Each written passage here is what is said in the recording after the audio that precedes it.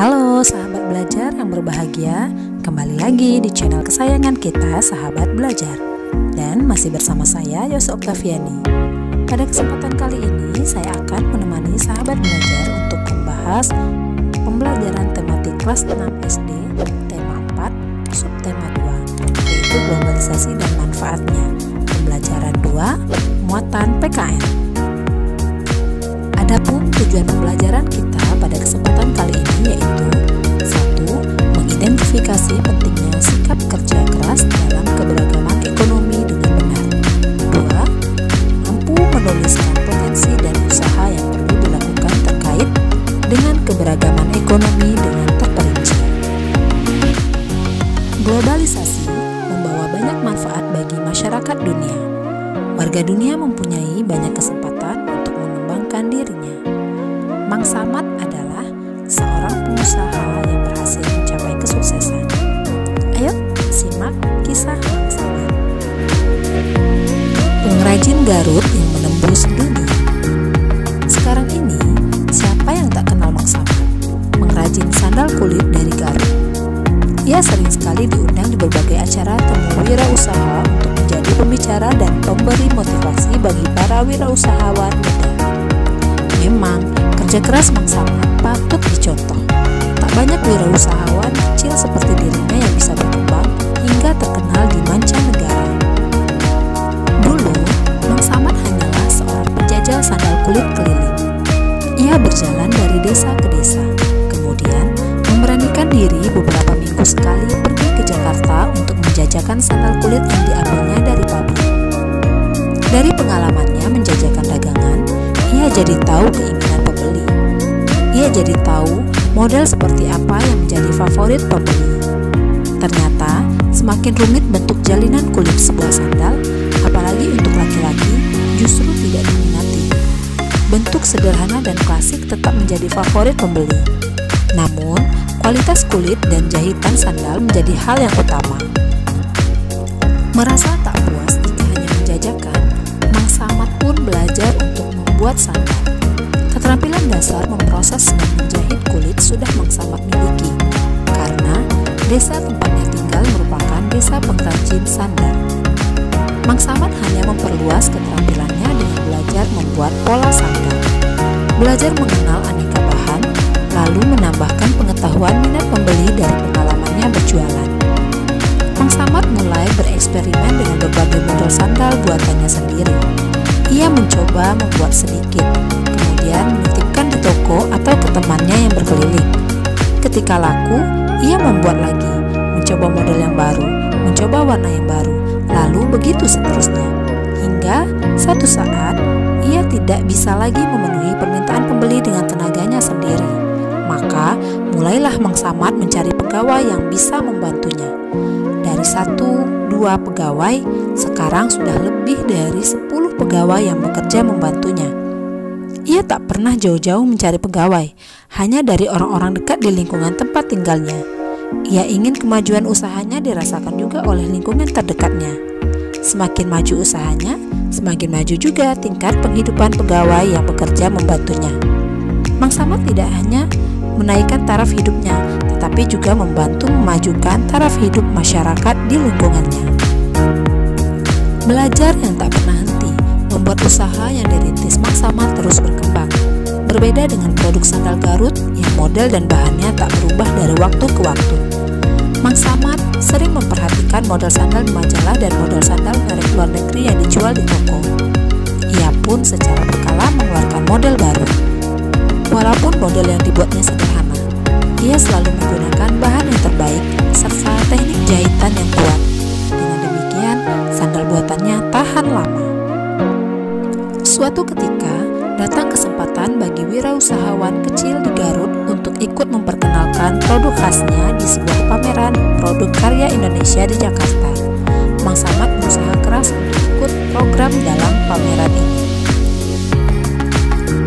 Ia bahkan mencari informasi bagaimana membuat brosur produk yang menarik. Ia juga bekerja sama dengan temannya yang pandai bertukang untuk membuat tampilan area pamer yang berbeda. Ternyata, usaha Mang Samad tidak sia-sia. Brosur produk yang informatif, area pamer yang menarik, serta kualitas produk yang baik membuat stand sandal kulit Mangsamat ramai didatangi pengunjung pameran. Tidak hanya sandal yang dijualnya laris manis, Mangsamat juga didekati oleh beberapa importir dari luar negeri yang tertarik dengan produknya. Hanya dari satu pameran, produk Mangsamat sudah dikenal oleh banyak kalangan. Sekarang, produk sandal buatannya sudah menembus ke pasar mancanegara. Model yang sederhana dengan kualitas bahan dan jahitan yang baik membuat sandal buatannya disukai banyak kalangan di luar negeri. Tidak hanya membawa kebanggaan bagi dirinya, bagi keluarganya, atau bagi pekerjaannya. Produk sandal kulit buatan Mangsamat dari Garut membuat Indonesia makin dikenal, membuat Indonesia makin bangga dengan kerja keras anak negerinya. Sandal kulit Garut dapat mengharumkan nama Indonesia dan turut memajukan perekonomian bangsa. Berdasarkan teks di atas, diskusikan pertanyaan-pertanyaan berikut.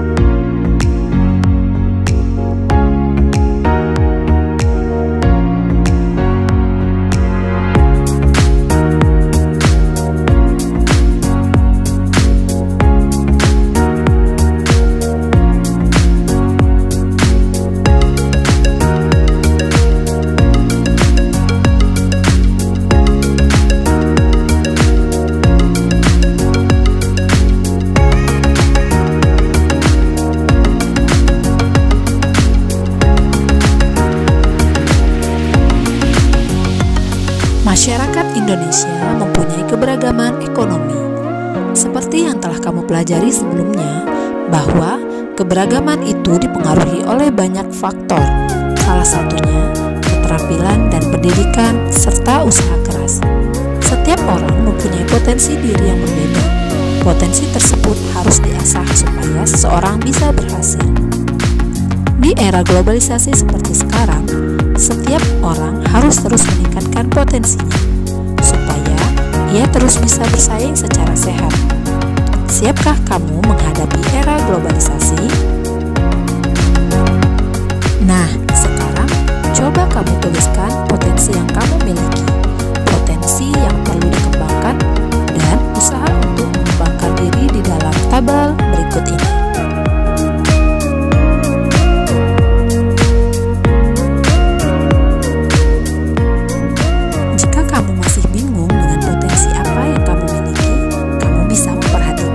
Berikut untuk mengetahui potensi diri kamu. 1. Bidang apa saja yang kamu senangi? Sesuatu yang penuh gairah dan semangat jika dilakukan, tanpa harus diminta atau disuruh. Kamu akan melakukannya secara sukarela tanpa dibayar. Bahkan, kamu mau mengeluarkan uang untuk apa yang kamu lakukan. Inilah yang disebut dengan hobi. Seseorang yang punya hobi tertentu akan melakukannya dengan sepenuh hati. Misalnya, orang yang hobi memelihara tanaman, dia rajin menyiram dan merawat tanaman setiap hari. Dia rela mengeluarkan uang berapapun untuk membeli tanaman, pupuk, alat-alat, dan semacamnya.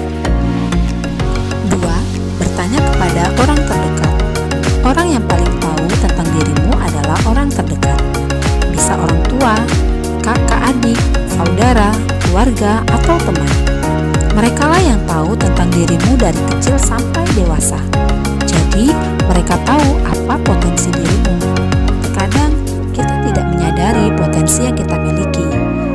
perlu orang lain untuk membantu menyadarkannya. 3. Mencoba hal-hal baru. Begitu banyak yang bisa kita lakukan di dunia ini. Wawasan, pergaulan, dan keberanian yang terbataslah yang menghambat kita untuk melakukannya. Kita bisa mencoba hal-hal baru yang belum pernah kita lakukan. Tentu saja, yang kita lakukan tidak boleh melanggar hukum ya. Dengan mencoba banyak hal, mungkin kita akan menemukan potensi diri yang selama ini tersembunyi.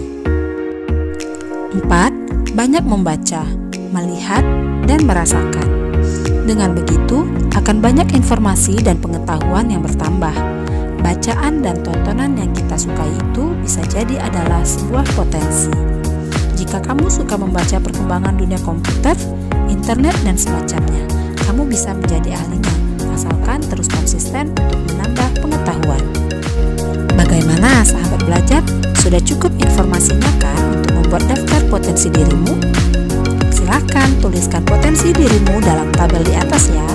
Dan jangan lupa bahwa potensi diri itu harus digali agar bisa sukses suatu saat nanti. Tidak ada manusia yang lahir ke dunia langsung menjadi ahli di bidang tertentu. Semua harus diraih dengan proses. Jika kamu sudah tahu potensi dirimu, itulah modal kesuksesanmu.